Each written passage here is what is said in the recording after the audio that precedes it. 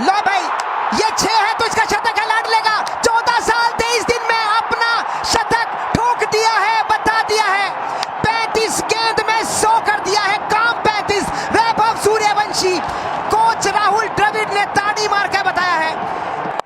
छक्का ला के सैकड़ा, चढ़ते सूरज ढलदे वेखे, बुझदे दीवे बलदे वेखे, हीरे दा कोई मुੱਲ ना जाने, मैं तां खोटे सिक्के चलदे वेखे। और ये बॉल पे बलवा और एक के साथ शतक पूरा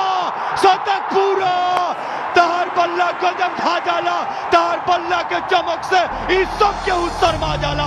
वैभवशाली के ई जोन अंदाज बा ई मैच के बदल जाला। এই বলে নাকি সুযোগ আসবে, পাঠানের রেকর্ড ভাঙলো এবং 2025 আইপিএলে ফাস্টেস্ট সেঞ্চুরি করলো বৈভব সূর্যবংশী। এর আগে 40 বলে করেছিল অভিষেক শর্মা, তার রেকর্ড ভেঙেছে। ইউসুফ পাঠানের রেকর্ড ভাঙলো।